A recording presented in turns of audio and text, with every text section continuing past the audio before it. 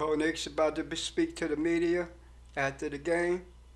And the key to the game flipping in your favor? Well, honestly, I felt like the second half the defense, played lights out. Felt like it kept, turning the ball over to us, and then Marvin kept returning punts. And so when you have good field position, like I said, eventually we got to do something with it.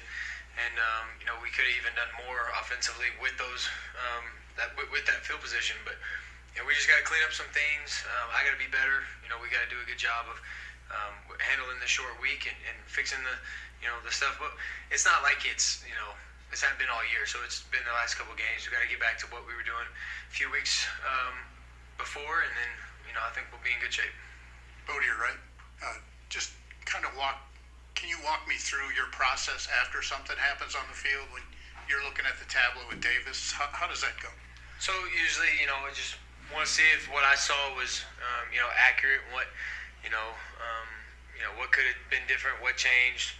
And sometimes with the tablet, you only see pictures, so it's tough. You don't really know until you watch it tomorrow. But usually it's enough you can see to where if they're doing something, a tendency, and usually like today they made a couple good plays, and it's just like, well, I got to see that and not throw it. So usually it's stuff like that. But got to get back to taking care of the football, having explosives, good completion percentage, and then we'll be in good shape. You've been doing this long enough to know this game can be cruel and will break you if you let it. McGlinchey was just commenting and praising you for basically saying you didn't have the game you wanted, but you were tough enough to get through it. So as opposed to the tablet, after the second pick or third pick or whatever, when you go sit down, what's your inner voice, or is there an inner voice, or you just forget it and drive on? What do you do? Well, that's a great question, a very deep question. So the first one, it happens fast, whatever. The second one happens, wasn't a very good throw, so you get over there and you're like, what am I doing? That was, a bad play.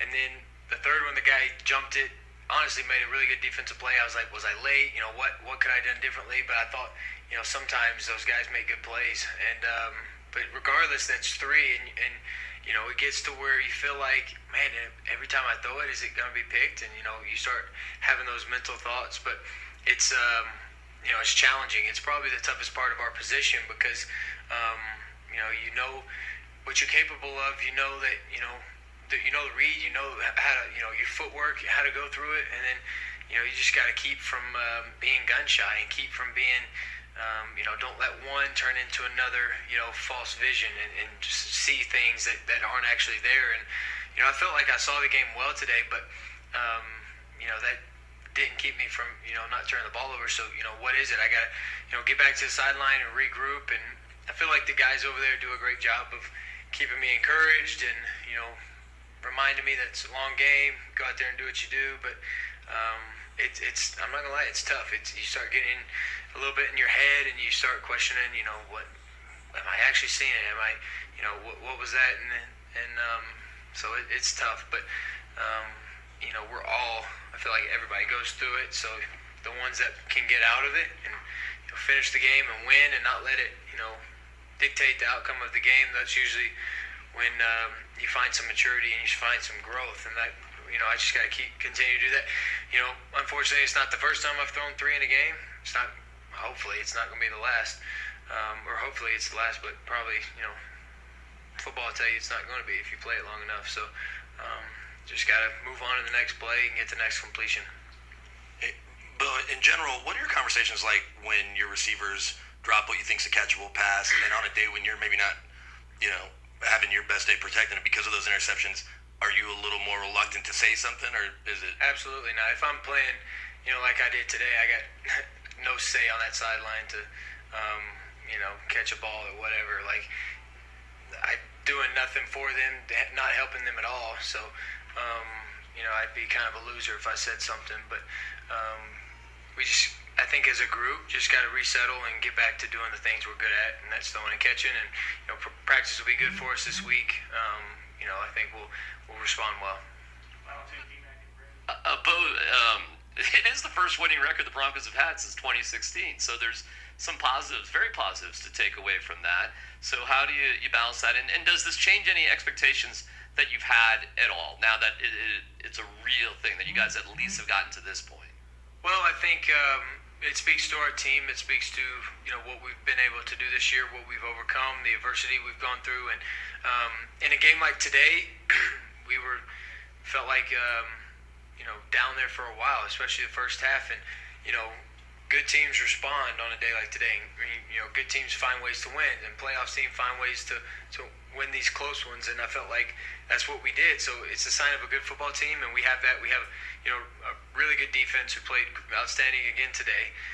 They're going to continue to play well, and then special teams, they gave us a spark in the second half, and then offense, we finally did what we were supposed to do, and we finished some drives and got the ball in the end zone. So it's a team effort, but I feel like it's a good sign. Sign of a good team. It's a good sign that we're winning these close games, the tough ones that don't necessarily look pretty, but we're just finding ways to win. Right off the top, Sean talked about he needed to be better, and then when we was asked about your picks, he said one of them was definitely on him, or a couple were definitely on him. One, he said you would like to have had back, but like when you then have that pass to Cortland where he's so wide open, or when you have those play calls where you go, this is going to work, kind of what's that, thought process as it's about to unfold? Well, we just, you got to trust the plan. Usually the game is called and the game is won in the first, 6 days prior to the game. You got the plan, you got the game plan, and usually you did that in a stress-free environment. You did it when it was calm. You watched the film. You got the plays that you feel good about, and then you go out there and you attempt to execute it. And we executed certain plays well, and then we didn't execute others. So overall, whatever plan they give us, it's our job as players to go out there and make sure the play works. And so, if it's not there, then we got to protect the play call, and if it's there, we got to hit it. So there's a lot that goes into it, but I feel like we'll just adjust and continue to move forward and find ways to win. Thank you very much, Cole. Thank you. Wow, that was something real gritty. That was real gritty coming from Bo Nix, and you gotta praise Mike McGlinchey. That that's his right tackle, Bo Nix right tackle. Mike McGlinchey, for supporting Bo Nix and saying, man, Bo didn't really have the day he wanted to have, but he stayed resilient, kept his head up, never flinched. That's real good coming from Mike McGlinchey to support his young rookie quarterback. And it's Bo Nix, three picks, 3 TD game. I'd say that he kept his head up, never looked back. He stayed focused, and he stayed in the game. Now here's Sean Payton's. Yeah, Sean, what was your reaction when Jonathan Taylor dropped the ball there at the goal line? Do you think that was a turning point, the punt return? Well, look, that was significant. I don't get it, but I'm not going to try to. I don't know what that was going to be. Yeah, it was a significant play that you go from breaking a long run for a touchdown for your team to us having the ball.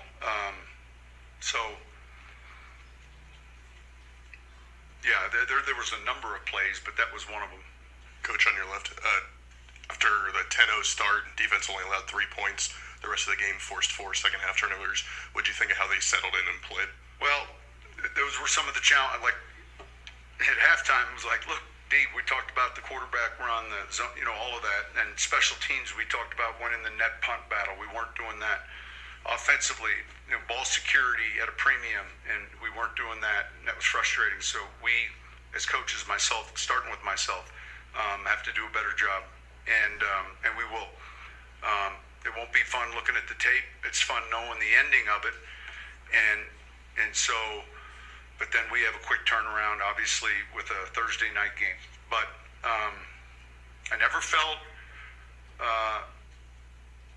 I just didn't want to get into a game where we were like rope-a-doping with that team. I wanted, to start certainly faster than we did. We didn't, but then the punt returns and the takeaways in the second half. obviously were the difference. Coach, what was going on with Bo? Do you think in the first half we're not used to seeing him turn the ball over like Yeah, that? listen, I got to finish. No, I get mad at myself. A couple of the calls I gave him, and he had one read that he knows better. But look, it was just one of those nights where we weren't as efficient, especially against a zone defense like that. You're not going to hit as many big plays, but I think early on he was like 6 for 8, but then there were just a few forced throws and then a few calls that were done by me that I've got to be better.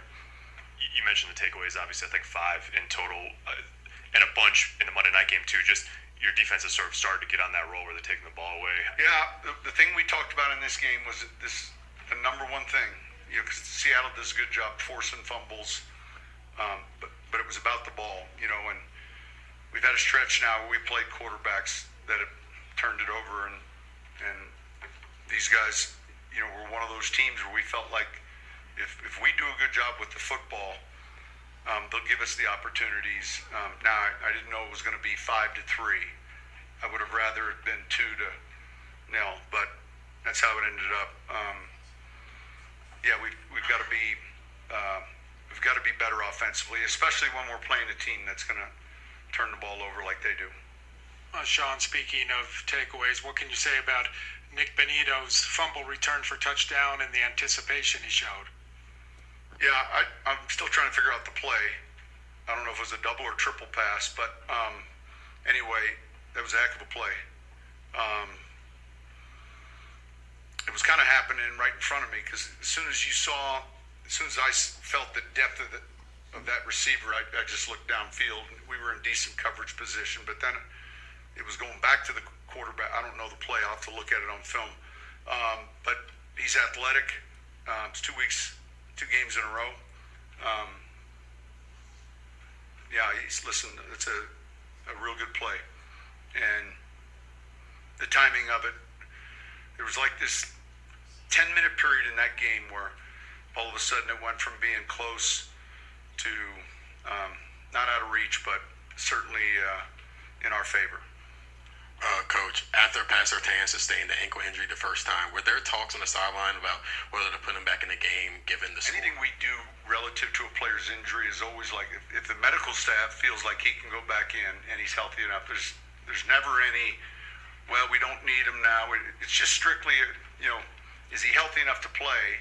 And if he's not, he won't. And if he is, he will play. And that's, I think, the only way you can approach things like that. Coach, slightly to your left, you mentioned that 10-minute window in the game where it kind of broke open. What was the key and the turning point, the one turning point you'd point to in this game? Well, certainly Benito's play. That runner dropping the ball on the goal line still, that was something. I mean, you go from scoring 7 to the other team, like a turnover. And then, look, it got away from then there. I thought the punt returns were real significant. I felt like in the fourth quarter we played most of that game on their end of the field. And I think that is always good. Coach, I know you said you have bigger ideas, or the team isn't thinking just about having a winning record. But that being said, this is the first time since 2016 the Broncos organization has had a winning record. I wonder if you could reflect on that and what that says about this group and what your expectations were. Yeah, I hadn't thought about it until you asked. Look, the appeal. The appeal to me was the tradition here. The years of sustained success here, and the importance of this game here. Like, there aren't many cities that you can say, man, you can only find a few, and then when you find the right ownership group, and there were certain things that were really important, and in the football tradition and history here was very appealing to me because, look, I've known Peyton and John forever, right? But it was somewhere where the fan base, like, the expectations were high, and you want to be in New York, LA, or Vegas if you're in entertainment. You don't want to be in Rhode Island. And if you're in this industry, you want to be somewhere where it's really important and the expectations are high. And so it's nice to get the ninth win. We'll have some cupcakes for you guys as you leave, and then we'll go from there. Hey, Sean, how much will it help you guys, if at all, that you've already done the Thursday night thing this year, and it was earlier in the year, and it's against a team that you've seen, even though they've obviously changed a little? Look, I think this Thursday schedule is one thing that I don't want to say it's easy, but we kind of know the schedule, just like those guys will. The more challenging schedule I find, it's never Thanksgiving. It's not Thursdays. The challenging schedule is like the Christmas schedule.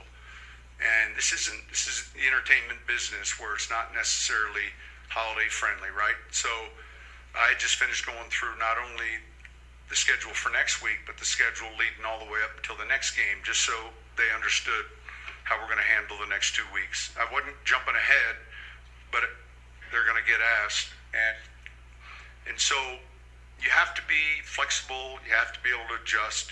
And if you're wanting to play for significant games, December, January, then just tell us where, when, or else you can play at the 2:30 or 2:25 time slot your whole career. I choose not to play at the 2:25 time slot or the 12 noon time slot central, or depending on where you're at. Let's play on some of those other games. And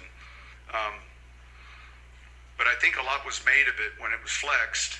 But it made a lot of sense in that they were flexing a team out that has that Christmas week schedule, and flexing us in, which gave us additional time. So, I think, and we travel well to LA. I think it's a perfect trip for a Denver fan, right? Hey, Sean, I don't mean to keep pounding on Jonathan Taylor's blunder, but is that a teaching point with your guys? Do you teach them to hand the ball to the ref or take it to the sideline so that something like that doesn't happen with your guys? It's a fair question. I can't recall covering that. It wouldn't be a teaching point.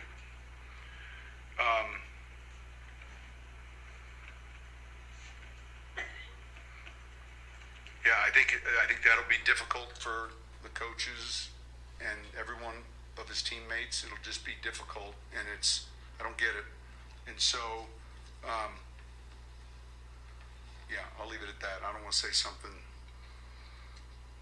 but anyway, what else? All right, thank you.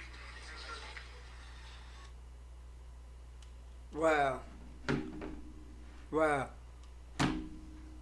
The Broncos did it. They pulled it out. Tough, real tough, gritty win over the Indianapolis Colts. The Denver Broncos secures their first winning season since 2016, when Trevor Siemian was their quarterback. Hard fought game. Bo Nix threw 3 picks and 3 TD's.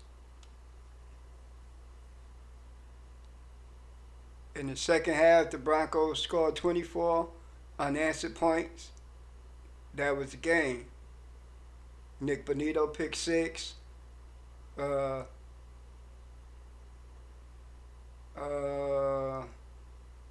safety Brandon Jones had a pick. PS2 had a pick.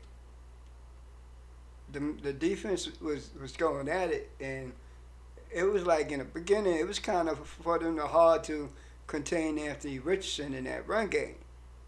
That was the Indianapolis Colts game plan all along, is Anthony Richardson running, Jonathan Taylor running. It was a tough, gritty win. The Broncos pull it out. To me, coaching the defense, coaching Bo Nix coming back, showing resilience, like he did, never wavering. And he answered the question well. A reporter asked him, "What do you say to your receivers um, dropping balls and stuff like that during, when you throwing it to them in a game like this?" Bo Nix say, "I can't say nothing, because if I did, I consider myself a loser." He said, "I ain't do nothing to help them boys get the ball. I gotta keep my mouth shut and stay focused and do better in this game so we could pull out a win." Last year's team doesn't win this game either. You could tell the coaching. You could see the coaching.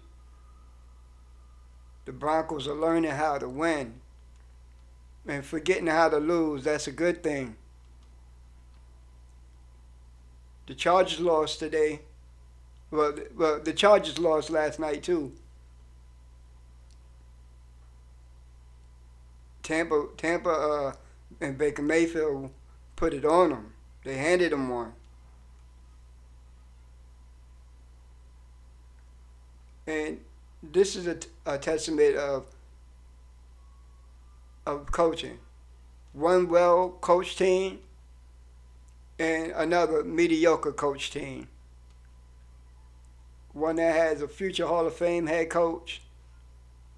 The coach is in his second year at the helm with the Indianapolis Colts, still trying to figure it out.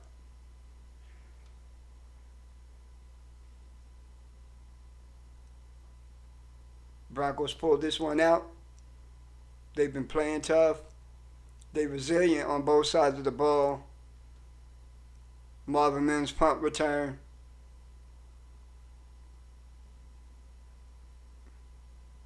Just dynamic play.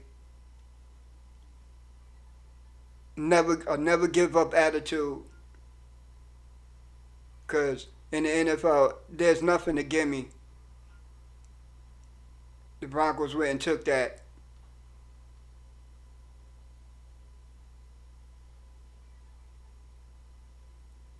One more win, they lock up a playoff spot. But as of right now, they sitting in the 6th seed.